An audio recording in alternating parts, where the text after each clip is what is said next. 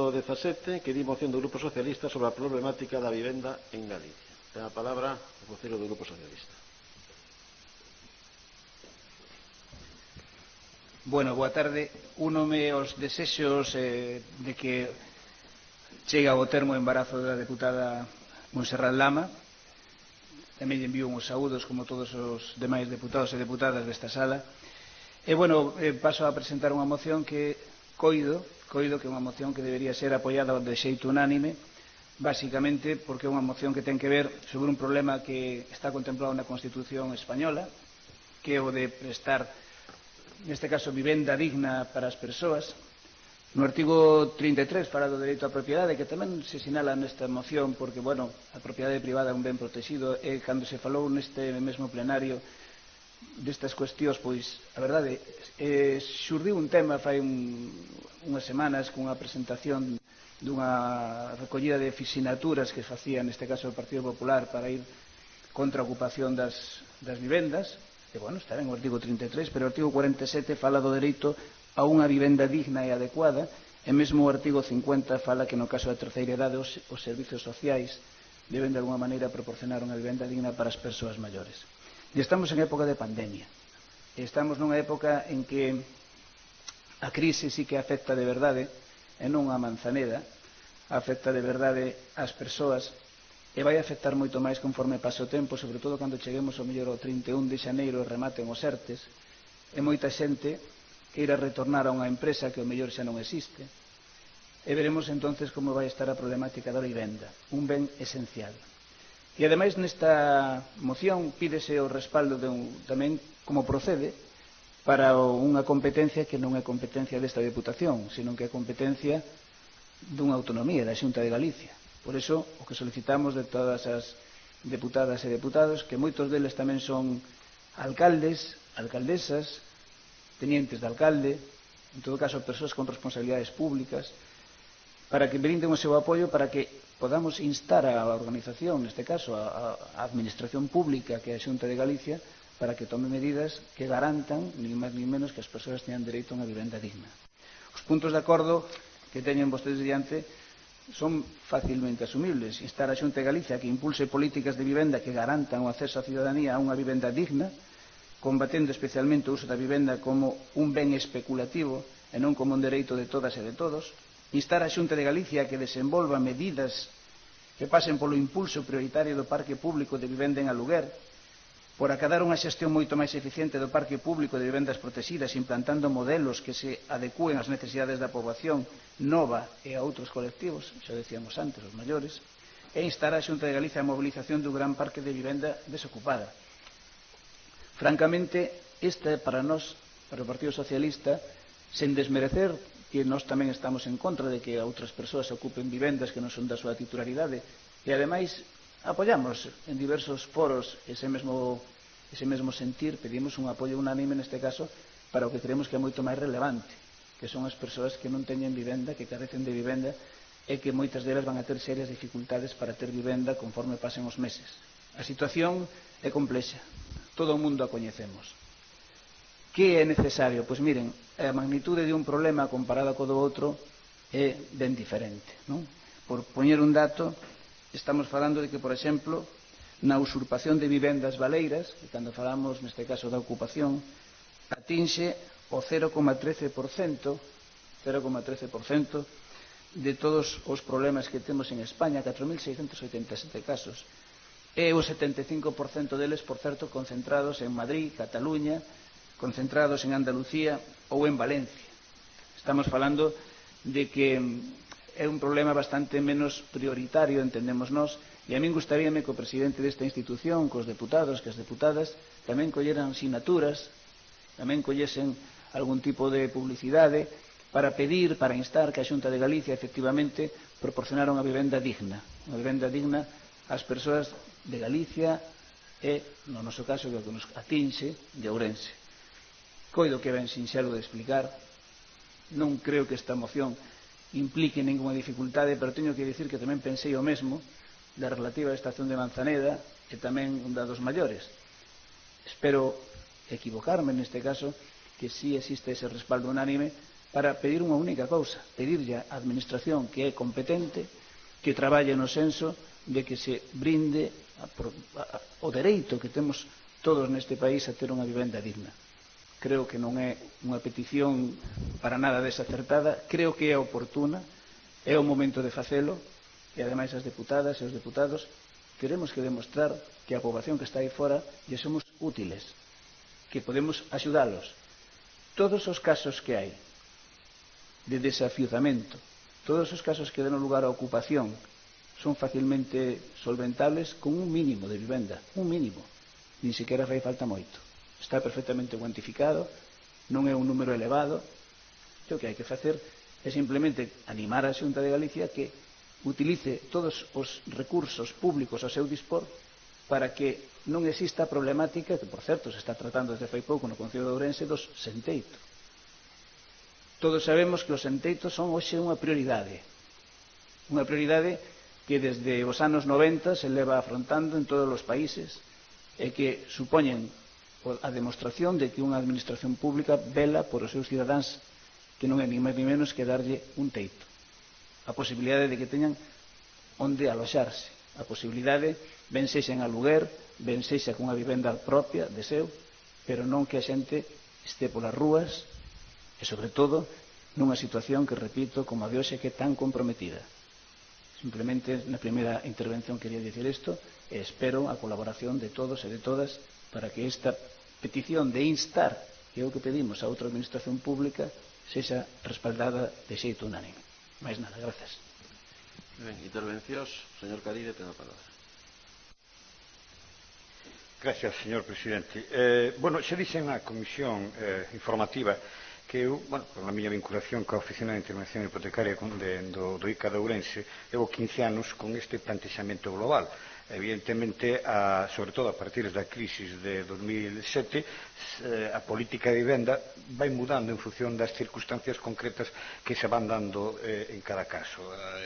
O primeiro efecto foi o tema hipotecario, que acabou ca Lei 1/2013 de protección de deudores hipotecarios, pero que antes a perspectiva era a defensa dos propietarios, cando se modificou a Lei de Axuizamento Civil para facer iso que se chamaban de axuizamentos exprés.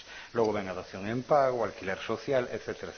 Quero dicir con elo que incluso asistindo a unha xornada sobre vivenda, o encabezado da vivenda era exactamente o mismo encabezado desta moción, é dicir, as políticas de vivenda, o acceso á vivenda como un dereito constitucional, etc. Pero despois, unha vez que se descende as medidas concretas, xurden conflictos, porque estamos falando de que no tema da vivenda hai confrontación de intereses, porque cando non coincide o propietario da vivenda co usuario da vivenda, evidentemente atopamos intereses confrontados, e tamén cando a vivenda hai que financiala, hai que dar hipotecas, etc. Eu entendo que a vontade da moción é correcta, pero xa dixen na comisión que me parecía excesivamente xenérica, porque cando se fala de combatendo especialmente o se venda como ben especulativo e non como un dereito de todas e todos, e cando se piden medidas e modelos de xestión, hai que definir esos modelos, porque según se acuda a un modelo ou outro, a cousa cambia moitísimo. Puña un exemplo, tamén que unha...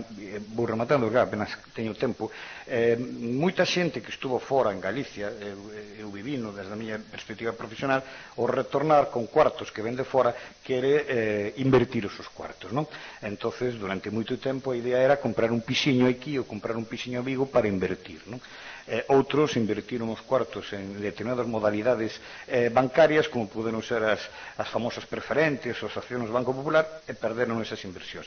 Agora, cando falamos de mobilizar vivenda baleira, como vamos a abordar eso respecto desta mentalidade tan galega dese pixiño? Porque claro, pode ir desde unha completa expropiación hasta unhos convenios específicos de arrendamiento, que dicir que é certamente arriscado dicir, bueno, con carácter xenérico, vamos a buscar medidas en materia de vivienda. Sí, pero que medidas, non?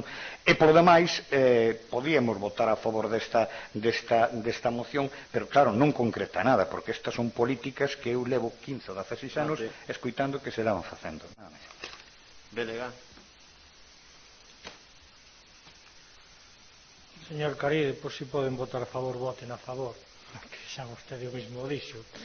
Ao final, efectivamente, tal e como está plantexada a proposta de acordos, a verdade é que non creo que sexa tan difícil de votar efectivamente a favor, porque, como vostede ben dice, o que se lle está a Xunta de Galicia a que dé solución a ese problema. Incluso se lle deixa aberto a Xunta neste caso que sexa quen propoña esas posibles solucións sin indicarlle un camiño certo, co cual entendo que a Xunta terá, a parte da súa liña política, uns asesores que seguro, uns técnicos que seguro lle poderán trasladar cales son as medidas máis acaídas para vehiculizar isto. É que na movilización do Parque de Vivendas Desocupadas, igual que na movilización de terras, é algo increíble que nos este pasando neste país, pero asegurolle que pasa que hai instalacións agrogandeiras que non se poden instalar por falta de terreo. Dices tú, pero que clase de tolemia vivimos cando o problema que temos é o abandono? E aquí tamén, en parte, existe un problema de falta de vivenda, non porque falte vivenda, que temos nós máis vivendas que ninguén, polo menos respecto á poboación que vive efectivamente no noso territorio, senón porque parte desa vivenda, en algún caso incluso, deixase caer antes de permitir que sexa utilizada por outros. E eu entendo que aí efectivamente ten que ter un papel a administración como mobilizador con garantías cara ao propietario, por suposto que sí. Claro que ten que haber garantías para o propietario de que esa vivenda non vai perder valor, de que efectivamente vai ter un uso racional e que vai ter unha contrapartida económica no seu uso. Pero ese é o papel neste caso que entendo que se lle pide á administración autonómica, que é a competente para desenvolver este tipo de proxectos. No outro é que, de verdade, ese debate eu entendo, bueno, a veces costame entender, non? Os meus datos decíanme que hai 2 vivendas ocupadas con denuncia na provincia de Ourense. Ocupadas, que son cousas distintas. Vostede seguro que sabe perfectamente diferenciar, por suposto, por a súa carreira profesional, distinguir entre o que é a ocupación dunha morada onde vive xente e a ocupación dunha edificación que pertence a un gran propietario, banco, fondo buitre, etc., que son distintos. Por certo, a ese respecto podo decir que seguramente os maiores ocupas deste país son os fondos buitres, especialmente aqueles que, coa colaboración do Partido Popular, neste caso, na Asamblea de Madrid e no Concello de Madrid, seguro que coñece o caso, chegaron a un acordo de venda cos inquilinos das vivendas sociais dentro, lle subiron os alugueres e agora, en moitos casos, os querían desaloxar por non poder facer fronte a estes novos alugueres que lles impoñían unilateralmente, sin que eses propios inquilinos tiveran no seu momento opción a facerse cargo eles da súa vivenda. E, claro, eses sí que son ocupas de guante blanco, pero que afectaban a unha cantidad de cidadáns moi superior ás outras ocupacións. E as outras ocupacións haberá que resolvelas pola vía legal, porque o que teño escoitado últimamente está bastante claras as instruccións por parte da Fiscalía, etc., de cara a facer efectivos os desaloxos daquelas persoas que fan unha ocupación ilegal dun espazo, especialmente se ese espazo estaba habitado, aínda que non fora en continuo. Por lo tanto, non xeremos falsos debates e centrémonos en resolver un problema que, efectivamente, aparece dentro da Constitución española, esa que, cando se quere, se lle dá total validez para aquilo que corresponde e para outras cousas, pois, parece que eses puntos non son tan importantes. Nada máis. Muchas gracias. Demostración insana. Hola de novo. Bueno, no espírito da moción está o dereito a unha vivenda digna. Eso é unha cuestión que compartimos. Eu establezo a comparación pois non sei, coa educación ou coa xusticia, non? Ou coa sanidade, que todo cidadano ten un dereito pois a un mínimo aportado polo Estado en cuestión de educación. Despois o que queira gastar diñeiro en másters, pois gasto. No mínimo pasa, por exemplo, na sanidade, pois un mínimo digno garantizado, inda que despois se alguén quere gastar os cartos nunha clínica Monte Sinaí, pois que os gaste cando podia. E na residencia, na morada, na vivenda, así, desde un punto de vista xenérico, filosófico, pois claro que debería tamén terse garantizado pois un mínimo digno, non? Pero isto, incluso desde un xeito de vista, desde un punto de vista incluso egoísta por parte do Estado, porque sí, podemos decir, supón un coste, sí, a cuestión está en valorar cuánto coste supón que non se faga así, porque o que haxa persoas que non teñan teito ou que vivan nunhas condicións en que lle resulte difícil pagar a súa hipoteca ou pagar o seu alquiler, xenera conflitividade social, xenera en moitos casos delincuencia, xenera, no caso de que a vivenda non sea digna, problemas de insalubridade, e todo iso incrementa o gasto público en policías, xuíces, sanitarios. Quer dicir que a alternativa tamén costa a alternativa que a xente non teña unha vivenda digna tamén costa cartos, dicir, e ao mellor costa máis dos que podería supoñer facilitar unha vivenda digna a todo o mundo, non? Porque se generan, o que digo, conflictividade social, xenéranse delincuencia, xenéranse moitas cousas que habría que valorar e que ao mellor desaparecían con esta garantía mínima por parte do Estado, e ao mellor hasta lle supoñía menos cartos. Tamén dicía o portavoz que efectivamente non farían falta a mellor tantos cartos, non? Porque aquí o que máis ou que menos non nos conformamos co mínimo vital da vivenda. Queremos tamén un pouco no aspecto da vivenda, así como en outros aspectos da vida, pois non nos conformamos coa mera funcionalidade e loitamos pois ao mellor ter unha casa mellor, ou hasta un chaleo que queira telo, non? Ya que pode apagalo. Pero sí, un mínimo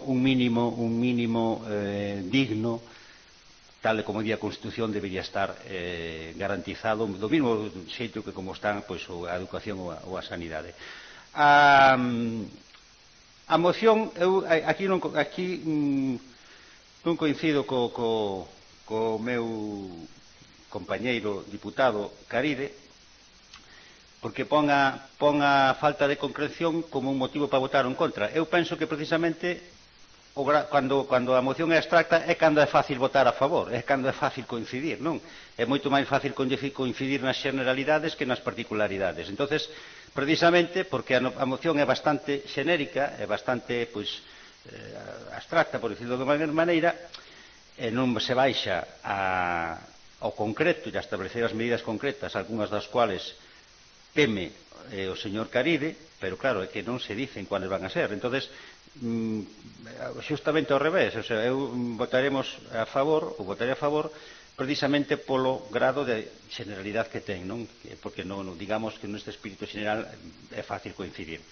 Sigue parecéndonos un brindis ao sol todo isto de instar, como xa temos dito máis veces, pero bueno, tamén alguén apuntou, non sei se foi o portavoz do Partido Socialista, que efectivamente veñen malos tiempos para a lírica, e este vai ser un tema igual co anterior, en que ao mellor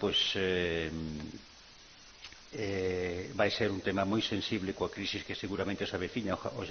Ogallá nos equivoquemos e o Estado non lle vai quedar máis remedio posiblemente que tomar cartas deste asunto, queira ou non queira, como tamén no caso anterior. Xa digo, é fácil votar a favor desta moción neste plano xenérico e casi filosófico, non? De momento nada máis, gracias. Grupo Popular.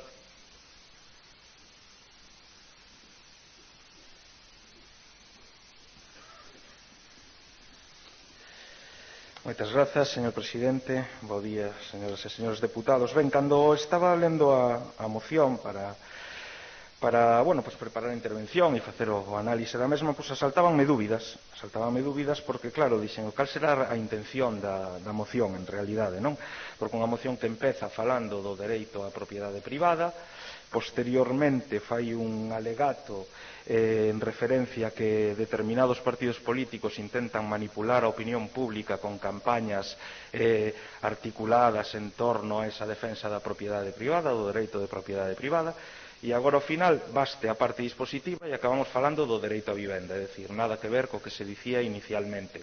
Eu coincido con unha cousa co señor Villarino, e é que os dous problemas están en planos totalmente diferentes, non teñen nada que ver un co do outro. O plano, traer no mesmo plano de debate o problema ou a discusión sobre a propiedade privada e o dereito a vivenda, eu creo que é unha estrategia moi sinxela para intentar opoñer os dous problemas no mesmo plano, que todo o mundo establezca directamente cal é o prioritario e chega á conclusión falaz de que unha cousa está oposta coa outra. E iso non é así. É unha clara falacia argumentativa. Pero mire, neste sentido eu vou a tratar sobre o problema que entendo que é o que nos preocupa a todos, que é o básico, que é o da vivenda. Vamos a deixar a outro lado os outros intereses que vostede tiña na exposición de motivos da súa moción. Mire, cando falamos da vivenda está moi ben que se diga e que se intente evocar o consenso a través de medidas ou puntos de acordo xenéricos, pero unha cousa é dicir que un punto de acordo é xenérico e outra é dicir que está totalmente baleiro de contido, porque a verdade é que os puntos de acordo desta moción en moitos casos están tan baleiros como moitas desas vivendas das que se fala en determinados momentos, non? E digo que vostede dicía na súa intervención, e coincido tamén plenamente, que é un momento oportuno de demostrar que somos útiles á sociedade. E para demostrar que somos útiles á sociedade non basta con diagnosticar ou tematizar un problema, sino que como representantes públicos temos tamén que aportar solucións. E nese sentido, eu creo que vostedes tamén, como terceira forza política de Galicia, pois teñen representación no Parlamento galego para aportar solucións a esta cuestión, non simplemente tematizar o problema, que eso pode o facer calquera cidadán. Como dicía, cando nós temos que aportar solucións, non valen as generalidades, sino que temos que descender ao concreto. E un representante público e un goberno responsable ten que caracterizarse precisamente por eso, por descender ao concreto e articular medidas concretas para solventar os diferentes problemas que teñen os cidadáns. E nese sentido, o goberno galego pois ten unha política de vivenda que nos últimos anos se basea fundamentalmente en eso, en concrecións, en medidas concretas para intentar resolver os problemas que teñen os cidadáns. Estamos a falar de un goberno que dende o ano 2009 dotou a Galicia dunha nova lei de vivenda, no ano 2012, aprobou o primeiro Plan Galego de Vivenda, o Plan Rehabita 2015-2020, cun eixo específico para a prevención da exclusión residencial, regulou o Rexistro Único de Demandantes de Vivenda, afrontou as necesidades dos galegos ante a crise económica con medidas de especial calado e axudas públicas ante as situacións de perda de vivenda habitual por impago de hipoteca ou do alugueiro, puxose en marcha tamén un programa concreto de realoxo de afectados por execucións hipotecarias, o bono de alugueiro social, os convenios coa Sareb, con entidades bancarias e coa FEGAM para favorecer o acceso á vivenda das persoas que o necesitan. E ademais estamos a falar tamén dun goberno que está potenciando a rehabilitación de vivenda, xa que nos últimos anos experimentou o maior impulso da historia de Galicia. Estamos a falar de que en 2019 aprobouse a Lei de Rehabilitación, a primeira da historia de Galicia en este eido, e en 2018, por exemplo, puxose en marcha o programa Rexurbe, destinado a recuperar e revitalizar os nosos cascos históricos coa posta en valor dos seus inmobles. Medidas concretas, con partidas orzamentarias concretas, destinadas a resolver problemas concretos tamén. Eso é a responsabilidade que temos que exercer os representantes públicos. Cando nos toca estar no goberno xestionar, e xestionar implementando medidas para resolver os problemas, e cando nos toca estar na oposición, propoñer. E propoñer non significa quedarse na generalidade. Propoñer tamén implica descender ao detalle, porque se nos quedamos na generalidade a xente pode pensar que o único que estamos facendo é buscar emitir eslogans para de algún xeito intentar non sei se captar afinidades ou buscar a fórmula de decir que non quero descender o detalle porque ao mellor no detalle me perdo e provoco unha reacción contraria que eu espero da cidadanía. Mire, a responsabilidade dos representantes públicos e dos gobernantes está, como dicía antes, no detalle, está en saber xestionar, está en saber propoñer e está, en definitiva, en dar solución aos problemas que ten a cidadanía, non únicamente en tematizalos. Creo que queda moi claro coa miña argumentación que o noso voto vai a ser contrario á súa proposta. Moitas gracias. Segunda quenda de intervencións. Señor Villarino, ten a palabra. Bueno, a verdade é que non deixa de sorprenderme a capacidade que hai cando unha cuestión é facilmente aprobable de buscarlle as costas para encontrar, eu diría, cal será o argumento esta vez. O argumento é justamente o contrario ao que di o sentido común e ao que di o coñecemento, non? Resulta que cando se quere chegar a un acordo, sabe o calquera do que estamos aquí, porque algúns incluso fixeron pactos, pois non se vai a concreción, sino que se intenta partir de puntos xerais de acordo para justamente dar marche para poder chegar a algún tipo de cambio, non? Aquí formulábase o contrario, é dicir, vayamos á concreción para chegar a acordos. Pero como vamos a chegar a acordos coa concreción?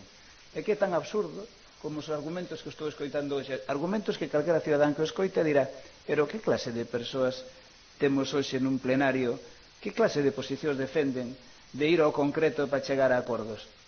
Non sinten un pouco, non sei, así como de vergoña de utilizar este tipo de tácticas que non teñen ninguna defensa? O coñecemento é iso. Hai que buscar primeiro acordos no global para despois ir ao particular, non ao revés. Vostede fai un xogo de verdade, tocoulle a difícil tarefa de decir como nos vamos a opoñer a isto, non? Bueno, pois esa é a realidade. Non esperaba eu isto, e mira que teño experiencia, debo ir aprendendo, non, de que esta administración provincial non vale para moito. Esperemos, señor Caride, que lle dé algún día un ataque de coherencia e se dé conta, porque esta é a deriva que nos leva non ser útiles para a xente, non ser útiles para Manzaneda, non ser útiles para os maiores, non ser útiles para as persoas que necesitan teito, non ser útiles, en definitiva, porque falamos de manter o status quo, de que o equilibrio siga e, sobre todo, de non axudar.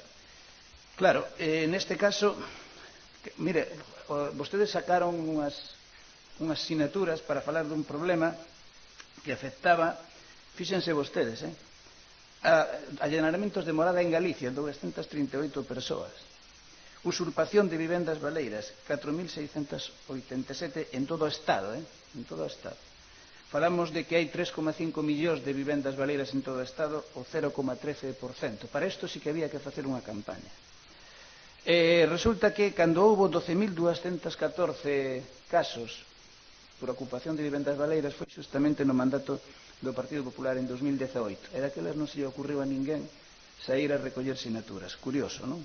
En Galicia, 129 casos en 2019. O 0,16% dos delitos penais foron justamente por eso que vostede di que non hai que tocar. Claro, tendo en conta que hai 230.000 vivendas baleiras, tocamos a un problema que afecta penalmente o 5 por 10.000.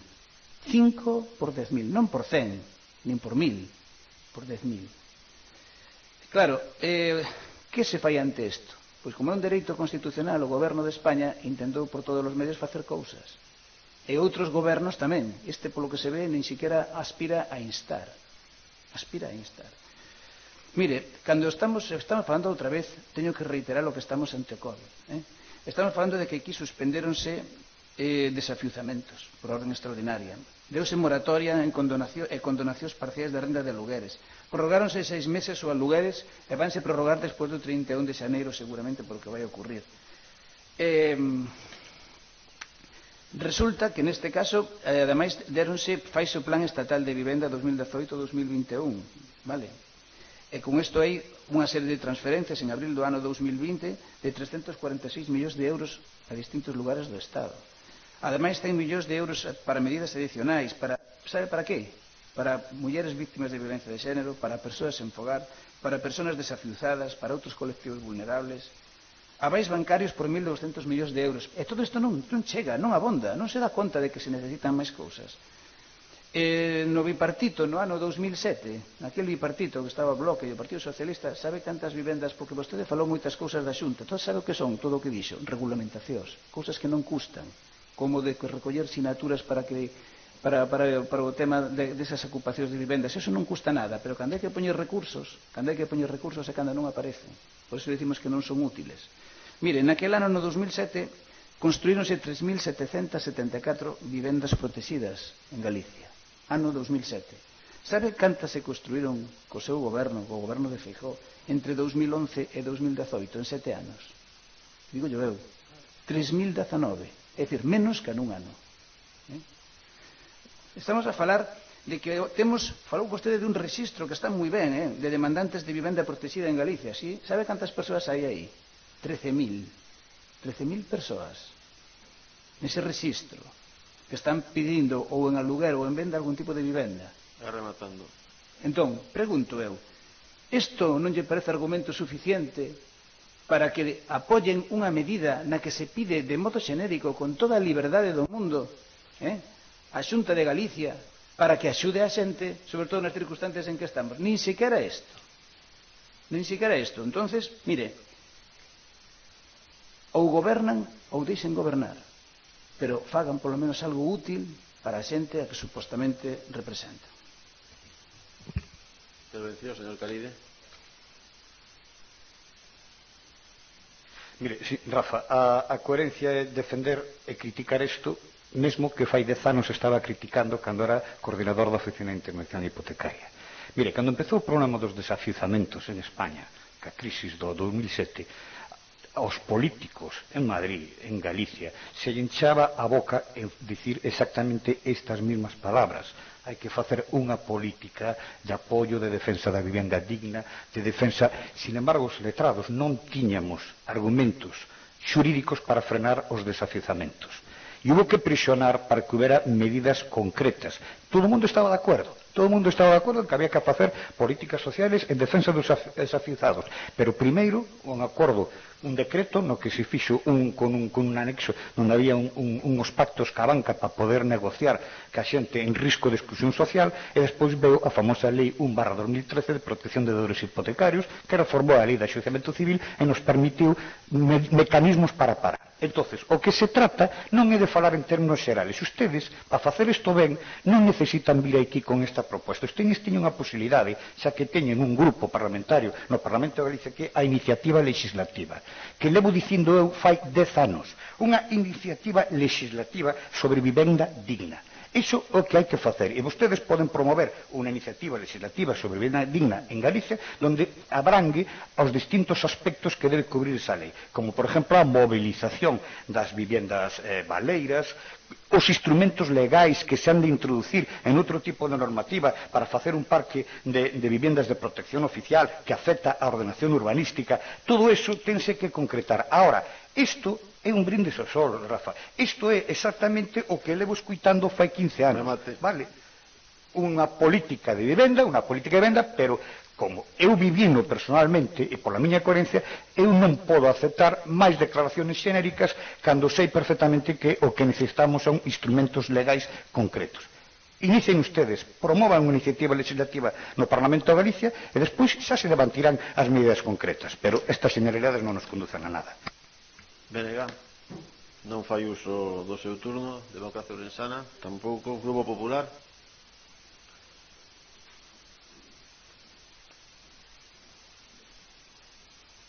Ben, gracias. Moi brevemente, porque hai unha cuestión que se sinalaba, podemos discrepar neso de como chegar ao coñecemento. De feito, ao longo da historia da filosofía na idade moderna hai ríos de tinta sobre esta cuestión, que a disputa entre racionalismo e empirismo. Vostede partía de posturas racionalistas, de defensa de existencia de ideas innatas, é dicir, pasar do xeral ao particular. Eu vexo a vida dende unha perspectiva máis empirista, que é examinar os casos concretos, analizalos, ver a particularidade e chegar despois por inferencia a unha conclusión, e a partir de aí implementar medidas para resolver os problemas que detectamos a través da nosa experiencia. Por iso dicía que o tema do coñecemento é curioso que introduzca este debate. Mire, eu, como lle dicía antes, e ao final traicionou no subconsciente, porque, como lle dicía antes, o poñer no mesmo plano dous problemas totalmente diferentes, o que está intentando tapar un con outro.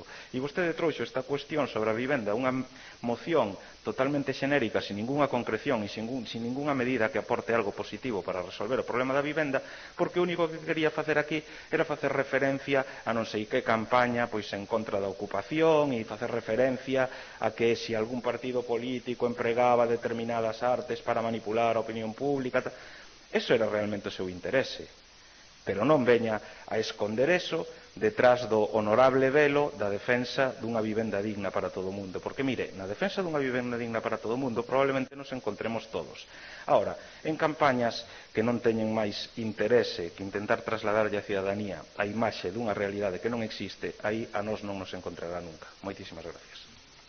Breve turno de peche, Grupo Socialista. Bueno, de verdade, o que hai que oír, ¿no? O que hai que oír.